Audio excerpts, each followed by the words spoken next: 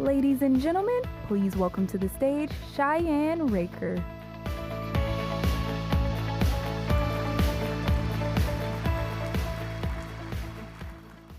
Hi everyone, thank you so much for having me. I will be taking you through my journey into toy and game design. So everybody knows and loves these games. You know, you see Bop It, Guess Who, but what you may not realize is that these were invented by individual toy and game inventors. So yeah, just normal people who had a great idea and pitched a toy or game to a toy and game company for a licensing deal.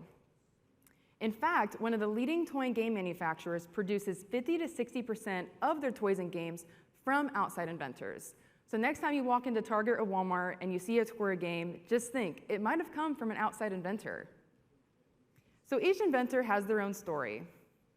And my story is here today because of the mentorship and coaching from faculty along the way. And it all started with finding my passion. So back in 8th grade, there was a competition called Invention Convention. I worked with my grandpa on a physical prototype, and I actually won first place in my district. I wanted to continue getting better at it, but I didn't want to rely on my grandpa to bring my ideas to life. So that's when I knew I wanted to go to engineering school to figure out how to bring my invention ideas to life, which led me to Ohio Northern University, where I got my undergrad in mechanical engineering, art minor, and I actually got to play 4 years of college basketball. So in between classes and basketball practice, I was actually inventing in my college dorm room.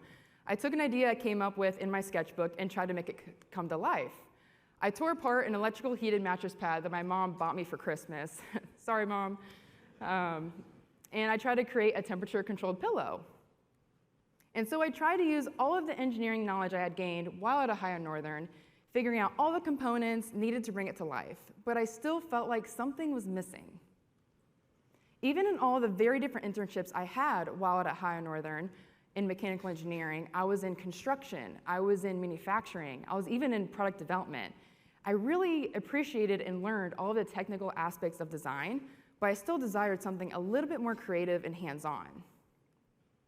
So I decided to take some leaps of faith and try something a little bit different out of my comfort zone towards the end of my schooling. So I came across what used to be a Keene-sponsored organization called University Innovation Fellows. It is a program for students who demonstrate a passion for innovation, creativity, and an entrepreneurial mindset, and a drive for making a lasting impact at their schools. These fellows create innovation spaces, start entrepreneurship events, and design thinking workshops.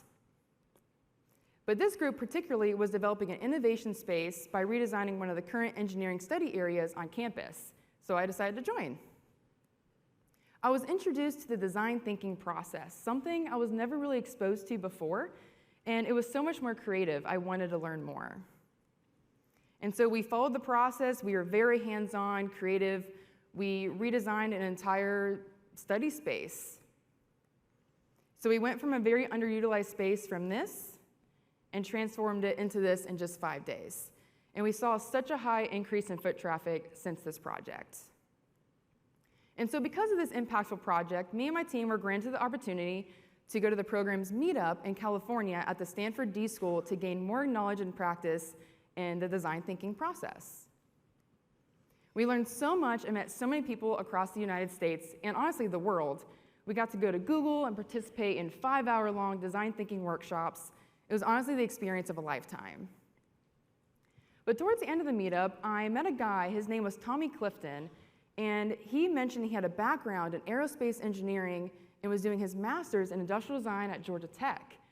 And as he was describing industrial design, it sounded more and more like inventing, where people come up with solutions to problems and develop the physical prototype themselves. And I was so excited to hear about this, I had to march on up after his presentation, and I was like, I want to do what you do. And so on the way back to Ohio, you know, reality hit. It was the fall of my senior year, and I really needed to find a job. And so I had an interview with a product development firm for a mechanical engineer position. I walked on in super confident. I was ready to just nail that interview, and I actually walked out crying. It was not the dream job I thought I wanted.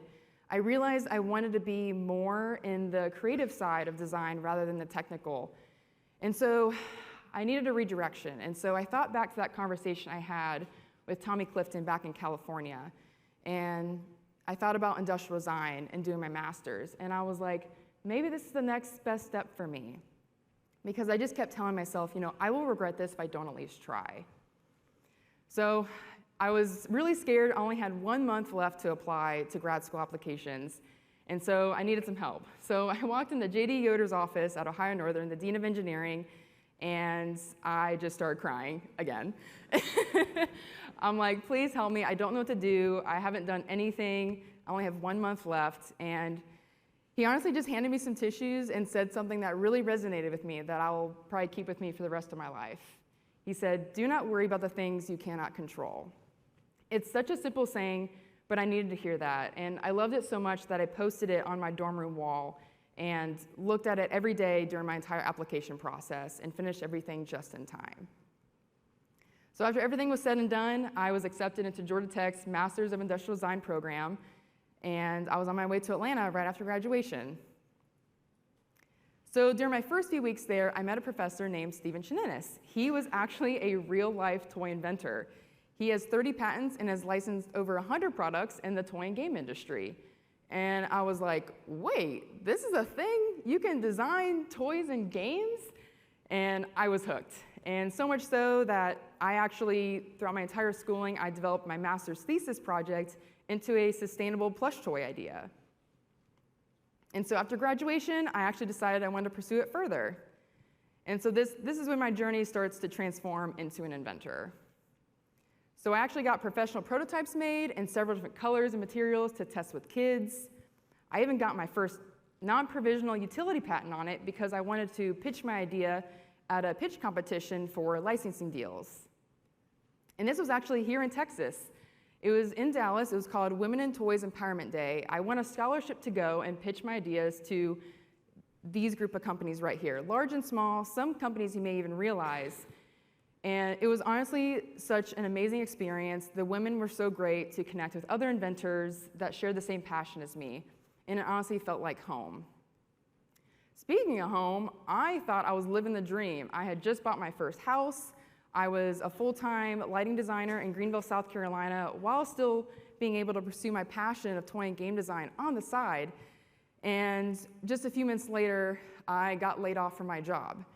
And I didn't know how to pay for my mortgage, and I was just rethinking everything, and I was like, wait, I remembered back to what my professor told me just a few years ago. Do not worry about the things you cannot control. And so I knew I couldn't let being laid off stop me from pursuing my passion. So after Dallas, I kept on going. After Dallas, I went to New York for more toy and game pitching events. I went to Chicago, and even my hometown, Greenville, South Carolina. But after attending all these conferences, I saw an opportunity to start my own business to help other inventors out there like me. I realized that not many inventors come with both an engineering and industrial design background, and I saw the value that I could bring to them. With my experience in 3D modeling, 3D printing, and industrial design principles, I had the perfect blend to help other inventors make their ideas come to life. It was honestly my childhood dream come true. So when I look at all of these toy and game inventors, I know we all share the same passion. And I really hope to join these legendary inventors one day as well. And I owe it a lot to those who have helped me along this journey to where I am today. I still talk to these professors today who have helped me with my current and even past toy and game inventions. Just remember, small moments can fuel big change. And thank you to the faculty that inspired me to pursue an unexpected career path. Thank you.